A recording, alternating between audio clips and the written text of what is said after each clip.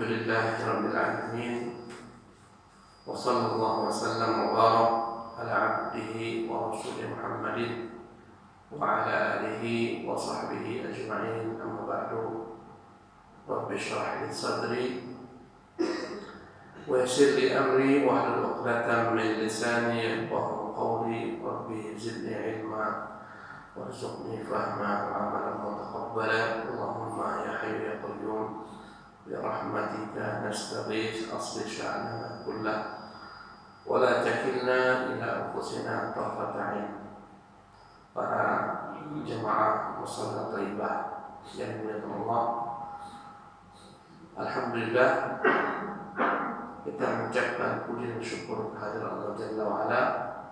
Allah telah menghidupkan kita setelah Allah mewafatkan kita dari malam. Tidur adalah wafat kecil sebelum datangnya wafat besar. Karena itulah doa bangun tidur, ya, Nabi kita mengajarkan agar kita mengucapkan doa bangun tidur. Ya, apa doa bangun tidur?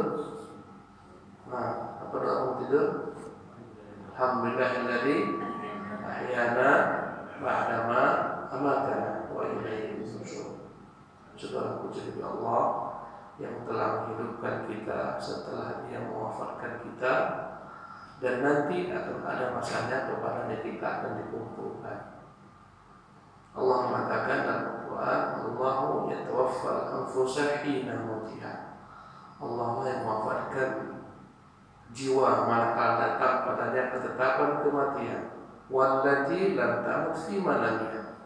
Dia pula yang mewafatkan orang-orang dalam tidurnya. Fayumsiku allati qada 'alaiha al-mauta wa yursilu al-ukhra ila ajalin musamma. Maka dia pegang nyawa orang-orang tetapkan atasnya kematian. Ruhnya Allah pegang, tak dikembalikan lagi. Ya, kemudian Allah mengembalikan ruh orang-orang yang diwafatkan ketika tidur sampai ke atas waktu yang telah ditentukan oleh Allah Subhanahu wa taala. Jadi kita ini hidup setelah kita Allah matikan mati kecil, agar kita berbekal menambah ketaatan kepada Allah Subhanahu wa taala, agar bila mana kita nanti datang masanya ajal benar-benar menjemput dalam keadaan siap kepada Allah Subhanahu wa taala, kita akan dikumpulkan. Selawat dan salam senantiasa tercurah dari baginda kita Nabi Rahmah Muhammad bin Abdullah, kepada para sahabat, kerabat-kerabat beliau, dan kepada orang-orang yang berjalan mereka hingga akhir zaman. Kawan-kawan sekalian, pada pagi hari ini insyaallah semoga Allah mudahkan kita akan menjelaskan tentang tafsir surat Ad-Duha yang saya yakin sekali banyak di antara kita telah menghafalkannya, atau bahkan semua dari kita telah menghafalkannya. Surat Duha adalah merupakan golongan daripada surat-surat pendek yang diturunkan di Makkah, namanya surat Makkiyah. Karena Quran itu secara garis besar dibagi menjadi dua bagian. Surat pertama namanya ayat-ayat Makkiyah, dan kedua ayat-ayat Madaniyah atau surat Makkiyah dan surat Madaniyah. Quran dibagi dua, ada ayat-ayat yang diturunkan sebelum hijrah, disebut oleh ulama dengan nama ayat-ayat Makkiyah atau surat-surat Makkiyah. Yang kedua adalah apa-apa yang diturunkan setelah hijrah, disebut dengan nama Madaniyah. Maka Ad-Duha bagian daripada surat Makkiyah, diturunkan di Makkah sebelum Nabi hijrah. Nabi SAW itu berada di Makkah setelah diangkat menjadi Nabi selama berapa tahun? Nabi di Makkah setelah diangkat menjadi Nabi berapa tahun beliau di Makkah? Berapa? 13 tahun. Ayat yang turun sebelum hijrah ini disebut apa tadi? Makkiyah. Setelah hijrah namanya Madaniyah. Ya, ciri-ciri ayat Makkiyah biasanya pendek-pendek, ringkas-ringkas, berbicara tentang hari kiamat, ketauhidan kepada Allah SWT, hari berbangkit, ya, kisah nabi-nabi terdahulu dan semacamnya. Jemaah sekalian, adapun surat Ad-Duha ini, ya, turun memiliki sebab, disebut dengan nama asbabun nuzul. Mengapa dia turun? Ya, jadi tak semua dalam Quran itu ada asbabun nuzulnya. Mengapa dia turun? Tapi sebagian ada. Turun ayat ini karena peristiwa ini, turun surat ini karena peristiwa ini. Maka Ad-Duha ini memiliki asbabun nuzul, sebab. Apa asbabun nuzulnya? Apa sebab turunnya surat Ad-Duha ini? Sebabnya dikatakan para ulama tafsir, Nabi yang mulia sallallahu alaihi wasallam biasanya beliau senantiasa melaksanakan salat malam dan beliau membaca ayat-ayat dari Quran Karim. Ya, meski sebagian orang-orang tokoh-tokoh Quraisy ini begitu bencinya kepada Islam, kepada Nabi, tapi fitrah mereka merindukan Quran. Kenapa? Karena indahnya bahasa Quran, karena dia menggugah orang untuk mendengarkannya. Sehingga ada saja ketika Nabi salat malam itu, sebagian tokoh-tokoh Quraisy yang membenci Nabi SAW dengan Islam yang dibawa, mereka mencuri-curi dengar. Sehingga sebagian mereka ada yang mencuri-curi dengar dari sudut-sudut rumah Nabi yang mulia sallallahu alaihi wasallam. Di antaranya adalah Abu Jahal, Umayyah bin Khalaf. Kadang-kadang mereka mendengar sampai pagi terbit fajar, mereka Nabi selesai, mereka pun bergegas pergi. Kadang-kadang mereka bertemu di jalan. Mereka semuanya saling salah menyalahkan, dan mereka mendengar dari tempat yang berbeda dari sudut-sudut rumah. Mengapa kau lakukan ini? Mengapa kau lakukan ini? Nanti kalau Quraisy tahu kita mendengar Quran, mereka akan mengikuti Muhammad. Mereka bersepakat untuk tidak kembali datang. Tapi hati mereka meronta-ronta karena ingin mendengar keindahan Quran. Singkat cerita, ada 2 malam atau 3 malam Nabi SAW tak bangun malam membaca Quran karena beliau sakit. Maka ketika itu mereka tak mendengarkan bacaan Quran, maka mereka kesal.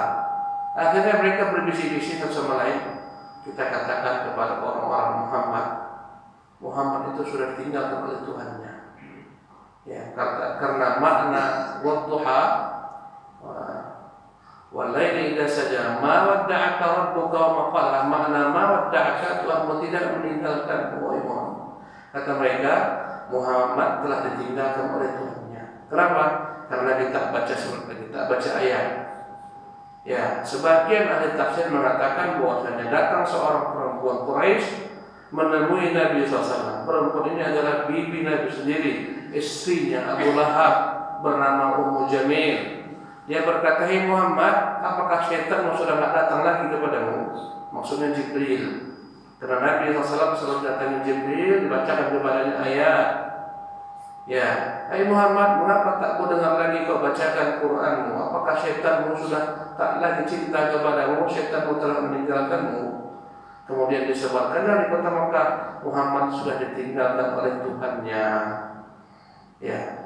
Dan setelah itu memang tak turun wahyu.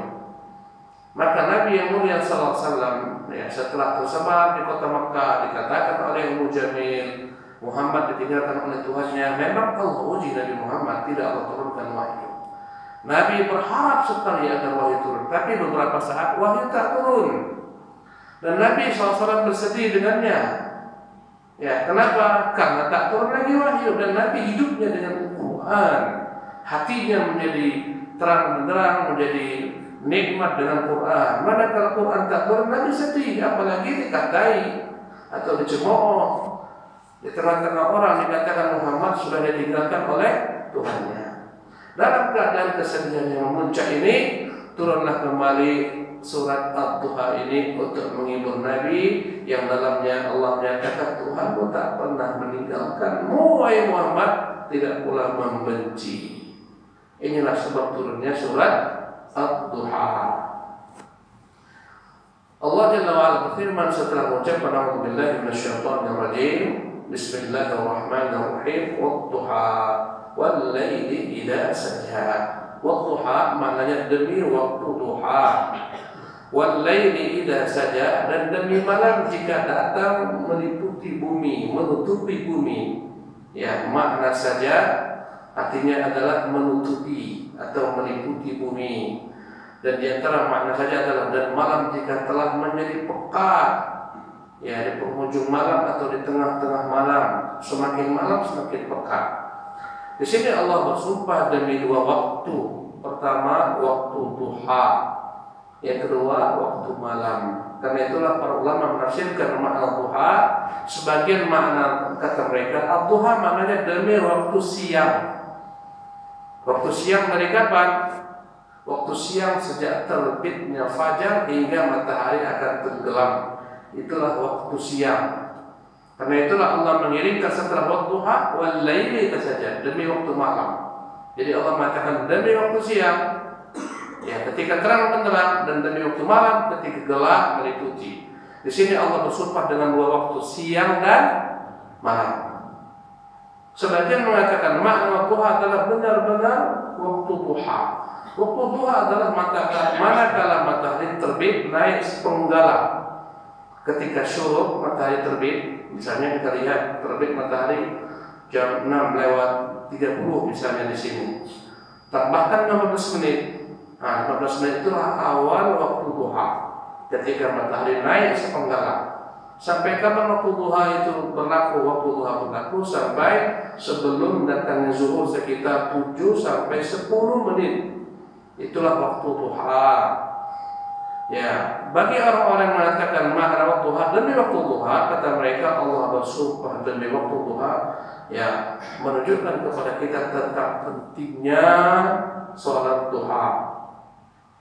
Sholat duha adalah sholat ketika orang-orang sedang sibuk di pasar berjual beli, berbisnis, mencari keuntungan dunia, tapi dia sempatkan dirinya tidak lalai. Dia ambil bagian walaupun 2 rakaat, 4 rakaat, 6 rakaat, 8 rakaat untuk mengerjakan sholat yang dicintai Allah. Sholat duha disebut dengan sholatul awwabin, sholat orang-orang yang ingin kembali kepada Allah. Ya, kata Nabi SAW, sholatul awwabin hina tarmadul fisal. Sholat duha itu adalah sholat bagi orang-orang yang ingin kembali kepada Tuhannya.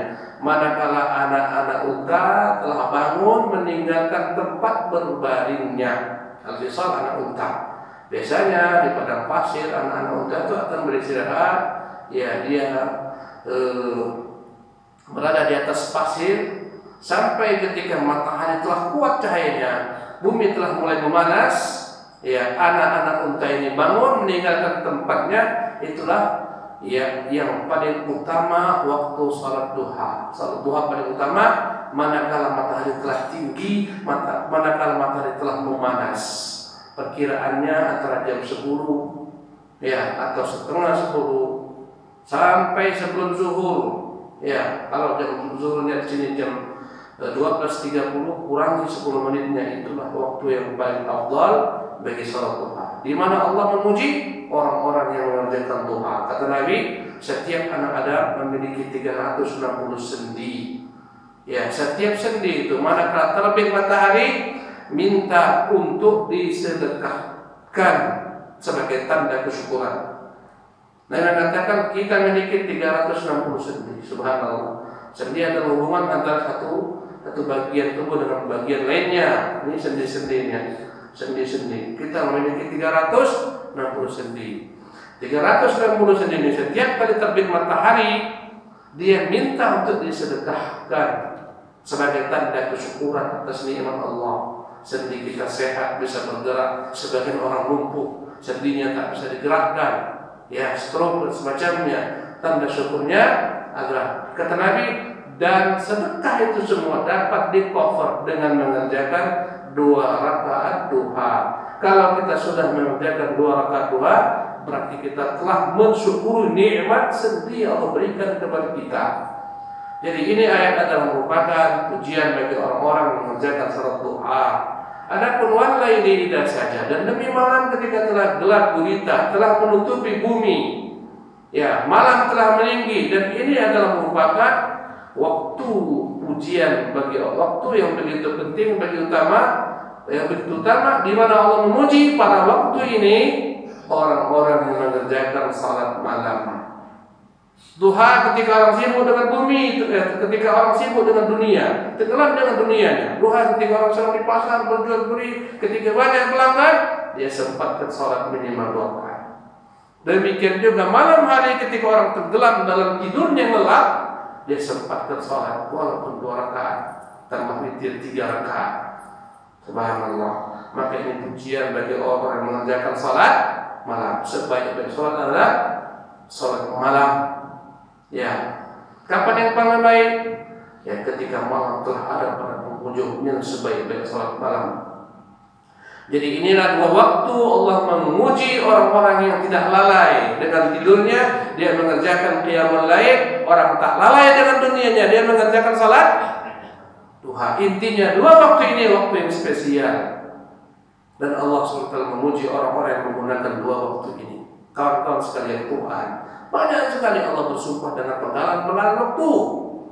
Wal fajri, di waktu fajar, ya. Kemudian wan nahari idza tajalla, demi siang ketika menampakkan. Penggalan-penggalan waktu ini ada demi malam, demi siang, demi duha, kadang-kadang demi waktu asar wal asri. Ya, demi waktu asar. Ini semua waktu-waktu istimewa. Dan ini adalah merupakan isyarat kepada manusia tentang umur kalian itu begitu penting. Gunakan umur kalian, jangan disia-siakan. Ingat, dengan umur kalian yang terbatas itu Allah, negeri akhirat, bersiap-siaplah dengannya. Jangan sampai terlalaikan dengan umur kalian. Karena itu Allah mengatakan dalam surah Al-Asr wal asri, innal insana lafi khusr. Demi masa manusia sesungguhnya benar-benar merugi. Siapa mereka merugi? Yang tak beriman, tak beramal saleh, dan seterusnya. Pentingnya waktu, dan kita hidup ya dengan waktu yang terbatas. Maka wal-duha wal-laili idza saja menunjukkan tentang pentingnya waktu yang harus kita gunakan. Pandai-pandailah kita untuk mencari waktu-waktu beribadah kepada Allah dalam keadaan begitu sibuk dengan dunia, terlelap dalam tidur. Kita mau bangun malam, kita mau duha. Inilah sebaik-baik hamba yang dipuji oleh Allah Subhanahu wa ta'ala. Inilah makna waktuha wal-laili idza saja. Tafsiran kedua tentang waktuha wal-laili idza saja, ketika Ummu Jamil, istrinya siapa tadi? Abu Lahab, kemana-mana menyebarkan di pasar-pasar Muhammad ditinggalkan oleh syaitannya, Muhammad ditinggalkan Tuhannya. Ini adalah fitnah, ini adalah dusta. Dusta ini bagaikan gelapnya malam. Maka ketika dia menyebarkan kegelapan kedustaan ini, Allah SWT menyinggung wal-laili idza saja, demi malam yang gelap gulita. Inilah kira-kira dusta yang dituduhkan kepada Muhammad SAW, Tuhan yang meninggalkannya. Sementara waktuha adalah merupakan simbol betapa terangnya cahaya Islam, betapa terangnya cahaya kebenaran, betapa terangnya apa di bawah Nabi SAW berupa informasi dari langit. Maka manakala datang duha, siang yang terang benderang, membawa segala macam kebenaran, hilanglah segala macam kegelapan dusta, kegelapan fitnah, kegelapan kekufuran, semuanya hilang dengan datangnya duha berupa kebenaran di bawah Nabi yang mulia sallallahu alaihi wasallam. Seolah-olah mengingatkan apa yang dikatakan Ummu Jamil itu adalah bagaikan pekatnya malam, akan segera hilang manakala datangnya siang duha. Betapa terangnya cahaya Islam, betapa terangnya Quran. Pakai akal kalian, ini lihat betapa terangnya di bawah Muhammad, dakwah yang hak. Takkan dapat disamakan dengan gelapnya malam, kekufuran. Ya, inilah tafsir wadduha wal-laili idza saja. Berikutnya ma wadda'aka rabbuka wa qala. Maka makna ma wadda'aka tidaklah Tuhanmu meninggalkanmu. Ma wadda'aka rabbuka wa ma qala, tidak pula membenci. Kawan-kawan sekalian, dalam bahasa Arab, kalau kita berpisah dengan orang yang kita cintai, namanya wada'. Karena itulah Nabi ketika haji terakhir, dia menganggap dirinya tak berjumpa lagi dengan sahabat-sahabatnya tahun depan. Kata Nabi, la'alli la alqakum ba'da 'ami hadza, boleh jadi tahun depan kita enggak jumpa lagi. Haji Nabi disebut dengan haji wada'. Kenapa? Karena Nabi merasa dia akan berpisah dengan sahabat-sahabat yang dicintai. Maka dalam bahasa Arab kalau kita akan berpisah, yang satu pergi meninggalkan yang lain, dan kita mencintai orang tersebut, dia mencintai kita, bahasa Arabnya adalah wajah, bahasa Jepangnya sayonara. Seolah-olah Allah mengatakan, wahai Muhammad, ma wadda'aka rabbuk, wahai Muhammad, Tuhanmu yang mencintaimu takkan pernah meninggalkanmu. Kawan-kawan sekalian, setiap apapun yang kita cinta, siapapun yang kita cinta akan pergi meninggalkan kita, atau kita akan pergi meninggalkannya. Istri yang kita cinta, anak yang kita cinta, harta yang kita cinta, pekerjaan, semuanya ini akan datang masanya, semuanya akan pergi meninggalkan kita, atau kita akan pergi meninggalkan mereka. Siapapun yang kita cintai, apapun yang kita cintai, akan datang masanya kita berpisah dengannya. Ya atau tidak? Ya. Sebagian orang-orang yang kita cintai telah Allah SWT pindahkan ke alam lain, berpisah. Itulah ketentuan hidup. Ya, kita bersedih dengannya. Sebagian harta kita berpisah, dicuri orang, tumpur, ya rugi. Itulah ritme kehidupan. Semua yang kita cintai akan kita tinggalkan, atau akan meninggalkan kita. Tapi ada yang tak akan pernah meninggalkan kau Muhammad, Tuhanmu. Subhanallah. Tapi ada yang tak pernah meninggalkan kita, Tuhan kita Allah Jalla wa'ala. Anak istri pergi meninggalkan kita, atau kita pergi meninggalkannya. Harta benda, pangkat jabatan, tapi Allah tak pernah meninggalkan hamba-Nya. Subhanallah. Sejak dalam alam rahim, Allah tak pernah meninggalkan kita. Ketika orang tua belum bisa menyulangi kita, masih dalam rahim sang ibu, Allah tak pernah meninggalkan sang bayi. Allah tumbuhkan, besarkan, Allah beri makanan dari tali pusar sang ibu dengan rahmatnya, kasih sayangnya. Keluar sang bayi, Allah siapkan air susu ibu. Subhanallah. Yang begitu lezatnya bagi sang bayi, sumber kehidupannya. Datang masanya 2 tahun di sapi, tak lagi mungkin dia menyusui dengan ibu. Allah berikan baginya segala macam makanan-makanan dari buah-buahan, tumbuh-tumbuhan, dari binatang-binatang ternak. Allah berikan kepada segala macam minuman-minuman, baik daripada buah-buahan maupun dari binatang ternak. Subhanallah. Ya, manakala kita meninggal, kata Ibnu Qayyim rahimahullah, jantan rahmat Allah, ketika dalam alam rahim engkau diberikan Allah makanan melalui suplai dari pusat sang ibu. Engkau ketika keluar daripada rahim sang ibu, diputuslah tali pusat tersebut, putuslah rezekimu dari tali rahim, dari tali pusat sang ibu. Allah bukakan satu pintu rezeki, dia tutup, dia bukakan 2 pintu rezeki berupa air susu ibu. Manakala telah tiba waktu disapi 2 tahun, diputus pula lah ketika itu rezekinya dari 2 susu ibu, Allah tambahkan dengan 4 pintu rezeki. Kata Ibnu Qayyim, 2 pintu rezeki berupa makanan dari jenis hayawani dan nabati. Dari hayawani, makan daging kambing, daging kerbau, daging sapi, ayam penyet, ayam geprek, semua dari hewan. Makan ikan tuna, macam-macam. Yang kedua, segala macam makanan daripada apa? Nabati, tumis kangkung, jak kangkung, bayam, ya.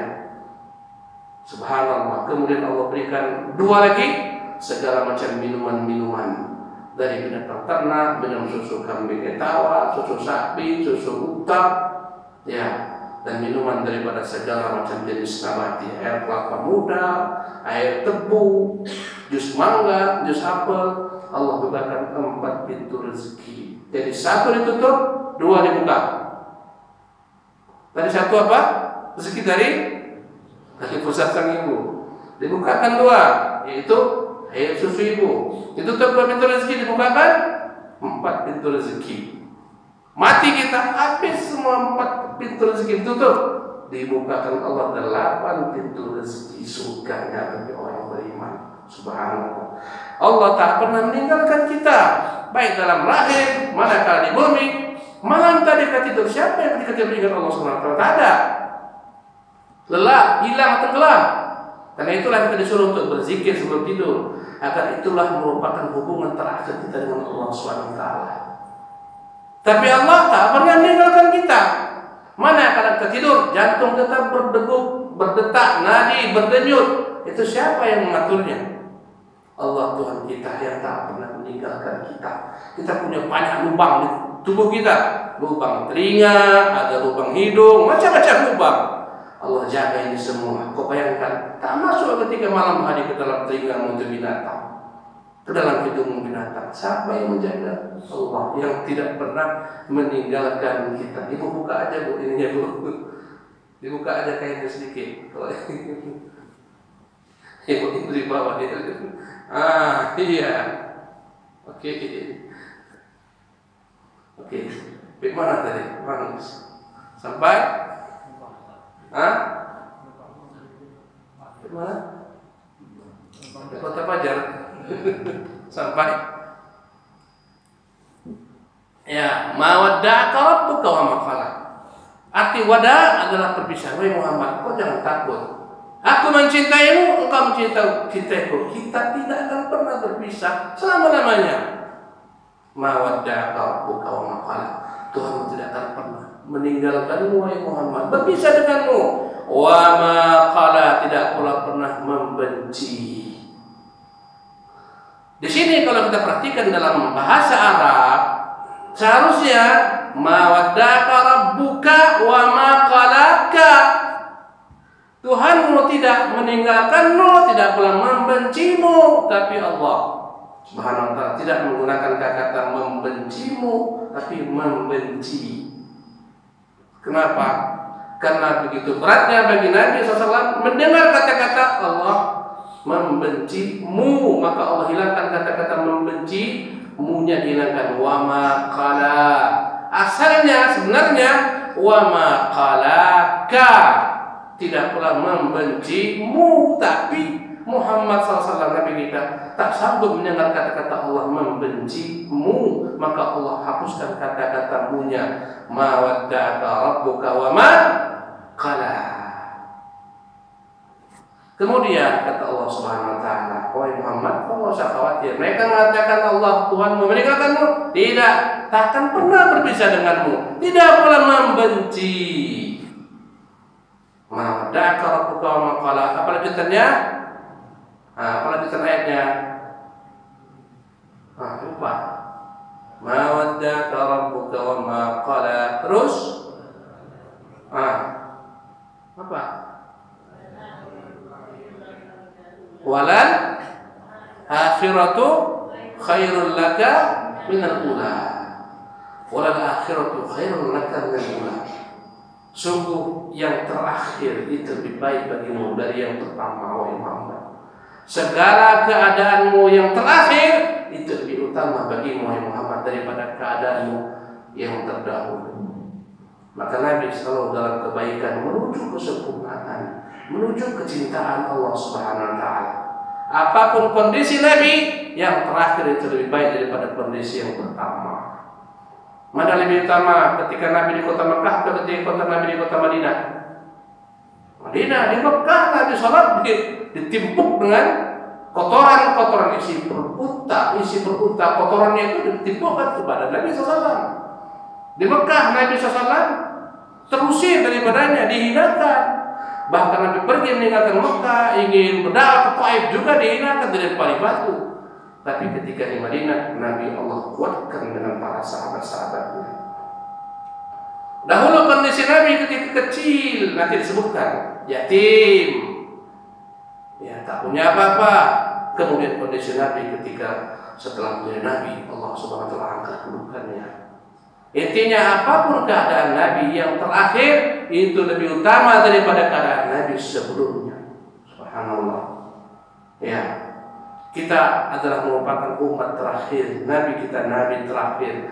Nabi kita masih yang paling terakhir, lebih utama daripada semua Nabi-Nabi sebelumnya. Umat Nabi meskipun umat paling terakhir, lebih utama daripada semua umat-umat Nabi. Subhanallah. Ya. Inilah makna walal akhiratu khairun laka minal ula. Jangan takut Muhammad, ke depan Yang akhir daripada kondisimu itu tetap lebih baik daripada yang semula. Kau jangan khawatir akan dilecehkan Tuhanmu, ditinggalkan Tuhanmu, kau akan kalah, Islam akan gulung tikar. Jangan pernah berpikir. Semakin ke depan kan kondisimu akan senantiasa semakin baik. Inilah makna wal akhiratu khairun lakum minal ula. Wahai Muhammad, sungguh nanti akhir masa kehidupanmu, manakala di akhirat engkau berjumpa dengan Allah Subhanahu wa taala, itu lebih baik bagimu daripada duniamu. Karena itulah sebagai menafsirkan makna wal akhiratu khairun minal ula, sungguh akhirat lebih utama daripada dunia, dan sungguh akhirat lebih utama bagi orang beriman dibandingkan dunia mereka. Kemudian apa lanjutannya? Wala saufa yu'tika rabbuka fatardah. Wala saufa yu'tika, pastilah Tuhanmu akan memberikan kepadamu dan engkau akan ridha. Di sini Allah tidak menyebutkan objeknya. Pasti Tuhanmu akan memberikan kepadamu dan engkau akan ridha. Memberikan apa? Tidak disebutkan objeknya. Ya, seharusnya ya ada objek di sini. Sungguh Tuhan akan memberikan kepadamu, misalnya kenabian, iman, kenikmatan. Di sini Allah tidak menyebutkan. Tuhan akan memberikan kepadamu ya Muhammad dan engkau akan ridha. Kata orang Arab, jika tak disebutkan objek, maka ini menunjukkan keumuman. Allah akan memberikan kepada Nabi segala nikmat yang membuat Nabi ridha. Bukan satu nikmat, tapi semua nikmat yang membuat Nabi ridha.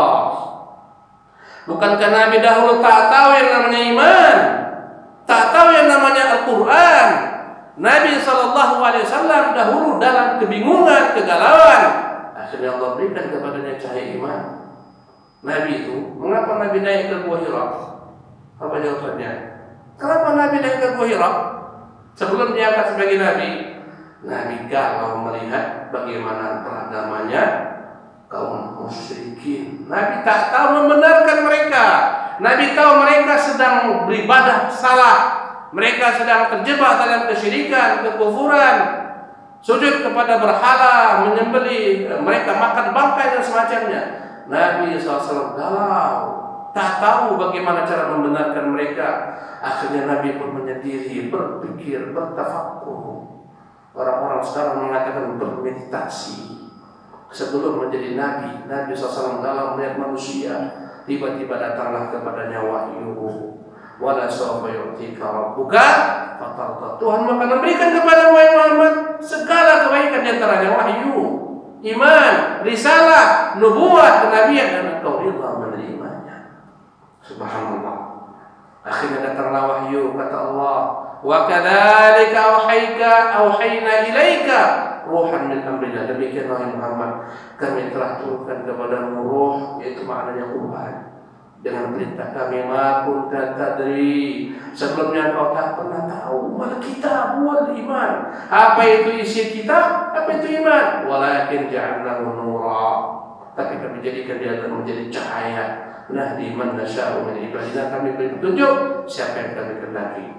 Umat Nabi SAW, suatu ketika Nabi berkata kepada sahabat-sahabat, wahai sahabat-sahabatku, maukah kalian sekiranya aku doakan kepada Allah Subhanahu wa taala agar nanti di hari kiamat kalian setengah daripada seluruh manusia ahli surga? Kata mereka, tentu ya Rasulullah. Ya, bahkan kata Nabi, aku pun akan lebih ridha, akan lebih rela bila nanti kalian menjadi 2/3 ahli surga.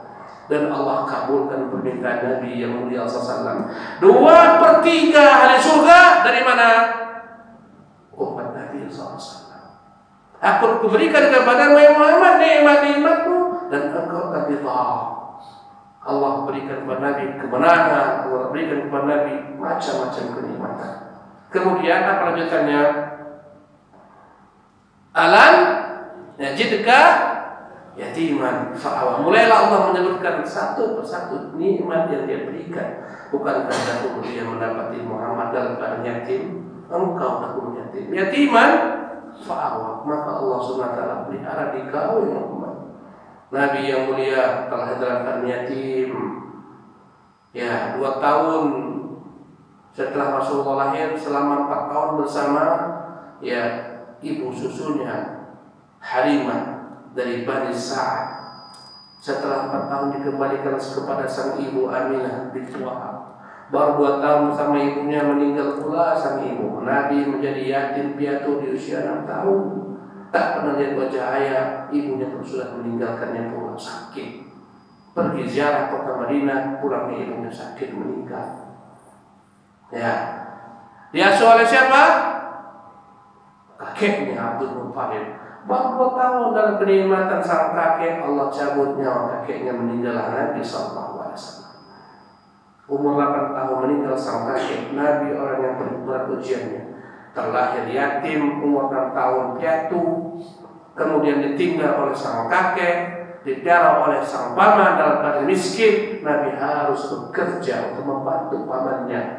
Maka Nabi mengembalakan kambing-kambing milik sebagai penduduk Mekah, mengambil upah untuk dapat mensupport ekonomi pamannya. Yatim, alam yajidka yatiman, bukankah dia mendapati wahai Muhammad dahulu yatim? Fa'awa, maka dia Allah Jalla wa'ala mengayomimu, menjagamu, memeliharamu.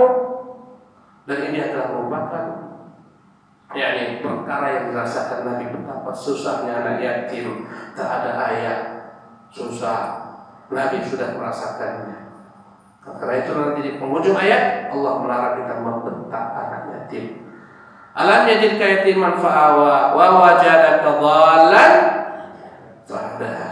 Bukankah dia mendapati wahai Muhammad dahulu engkau dalam keadaan tersesat, maka dia beri petunjuk kepadamu dengan Islam, dengan kenabian. Dahulu Nabi tak tahu bagaimana menyembah Allah. Datanglah kepada risalah, datanglah kepada iman. Bukankah dahulu Allah mendapati kita sesat, tak tahu bagaimana jalan sunnah, akhirnya Allah beri kepada kita petunjuk iman, petunjuk Islam, petunjuk sunnah. Alam yajidka yatiman fa'awa wajadaka dhallan fahada. Kemudian apa lanjutannya? Fa'ammal yatima la taqhar, wahai Muhammad, ada anak yatim jangan kau hardik. Orang-orang ahli dunia sibuk membuat badan-badan, melindungi anak-anak, hak anak, macam-macam. Sementara Islam sudah jauh hari memikirkan bagaimana anak-anak ini semua tercover pendidikannya, anak-anak yatim dalam Quran. Banyak ayat yang berbicara tentang anak yatim. Alladzina ya'kuluna amwala yatama zulman innama ya'kuluna fi butunihim nar. Yang makan harta anak yatim dengan kezaliman, sungguh dia sedang makan bara api. Karena itu Nabi SAW selalu memberi motivasi orang-orang untuk selalu mengayomi anak yatim. Kata Nabi SAW, sungguh seorang laki-laki yang mengayomi janda-janda dan anak yatim, itu lebih utama bagi seorang dibandingkan dia sholat malam tak pernah berkeputusan, siang hari puasa tak pernah berkeputusan. Allah. Kata Nabi, ana wa kafir yatimi kahatain fil jannah, aku dan yang mengayomi anak yatim seperti ini surga. Nabi tunjukkan 2 jarinya, jari telur jariku begitu dekat. Aku dan orang-orang yang melihara yatim, memeliharanya, menterbiahnya, mendidiknya, menyekolahkannya, membesarkannya, akan seperti di surga, dekat kedudukannya. Subhanallah. Maka Nabi memerintahkan sahabat untuk berbuat baik pada yatim. Kenapa? Nabi sudah merasakan bagaimana sakitnya menjadi anak yatim. Subhanallah. Dan inilah yang terniat Allah berikan kepada Nabi dahulu yatim. Allah SWT didik Nabi mulia sesaat. Alam yajidka yatiman fa'awa wa wajadaka 'ailan fa'aghna. Bukankah dia dapati engkau Muhammad dahulu Muhammad 'ailan, faqiran, miskin, papa, tak punya apa-apa. Akhirnya Allah berikan kepada kekayaan. Nabi dahulu susah, hidupnya susah. Allah temukan Nabi dengan ibunda Khadijah.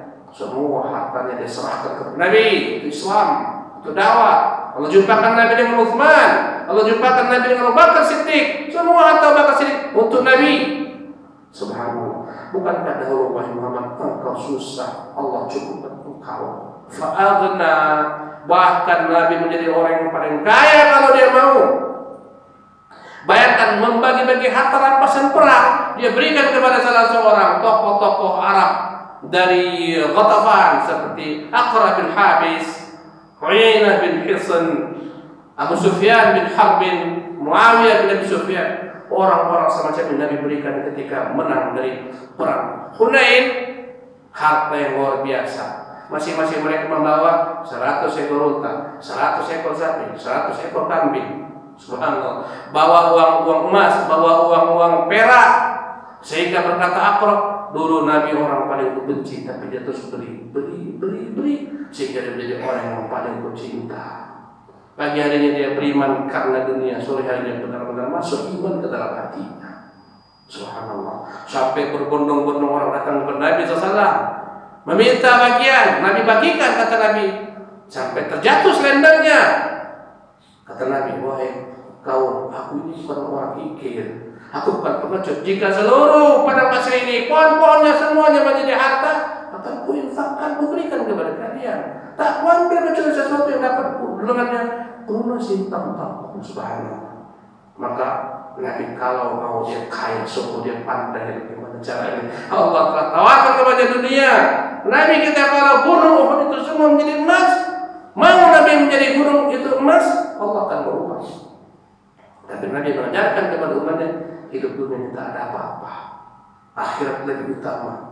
Agar jangan sampai umat tergila-gila dengan dunia. Hidup dalam keadaan ya kaya raya, tapi semua tidak dia ambil. Hidup dalam keadaan sederhana. Itu Nabi kita yang mulia sallallahu alaihi wasallam. Rumahnya kecil, tak sebagaimana rumah kita. Kamarnya kecil, sempit, sehingga Nabi ketika mau sholat malam pun tak bisa sujud. Kenapa? Terhalang dengan kaki ibunda kita Aisyah, sehingga dia geser terlebih dahulu. Apalah dunia bagi Nabi SAW.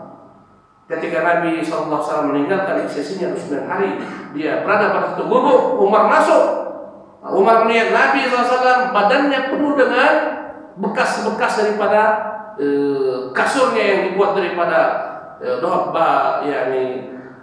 daun-daun kurma dimasukkan ke dalam kulit, bekas-bekas pokok Nabi SAW. Dilihat Umar tergantung ketika itu sedikit daripada gandum yang akan menjadi sarana untuk membuat adonan roti bagi Nabi.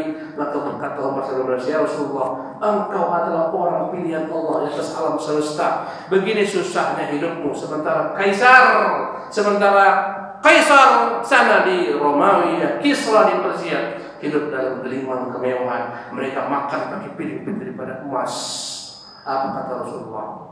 Apakah engkau ragu yang mukhatab itu untuk mereka semua di dunia, untuk kita di akhirat? Yang Nabi tetap sederhana. Ya. Kemudian apa yang terakhir? Wajadaka a'ilan fa'aghna fa'ammal yatima fala taqhar. Maka anak yatim jangan pernah kau hadir. Wa ammas sa'ila fala tanhar. Ada orang datang meminta, jangan kau berikan. Bila kau tak punya uang, jangan kau berikan dia. Diamkan, jangan bentak. Wa taqhar. Larangan membentak orang-orang yang datang meminta-minta kepada kita. Kata para ulama, larangan kepada orang alim membentak-bentak, memarahi orang-orang yang datang minta ilmu kepadanya. Kalau bertanya jawab, kalau kau punya ilmu. Jangan kau sombong mentang-mentang punya ilmu. Orang datang bertanya kau update. Jangan bentak-bentak orang yang datang bertanya, meminta ilmu kepadamu. Sebagaimana jangan kau bentak-bentak orang datang meminta harta kepadamu.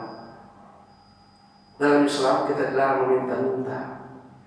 Tapi dalam kondisi darurat dibolehkan kita meminta-minta.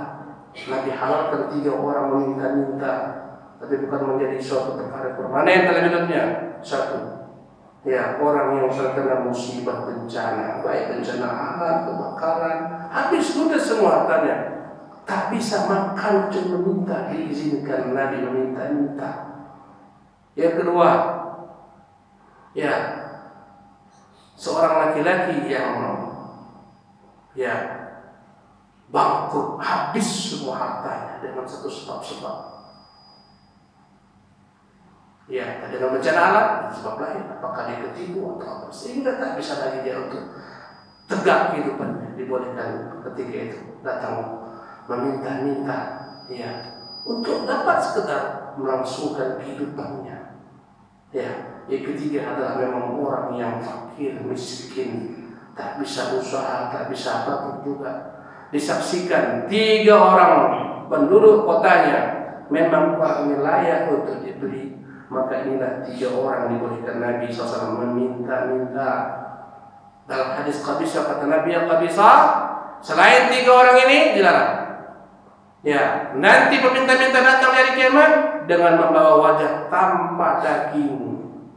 Islam tak suka meminta-minta, tapi memang jika orang ini berhak menerima dan dia meminta bagiannya karena 3 hal tersebut, maka jangan dia dibentak. Kalau kau takut jangan dibentak. Wa amma sa'ila fala tanha wa amma bi ni'mati rabbika fahaddits.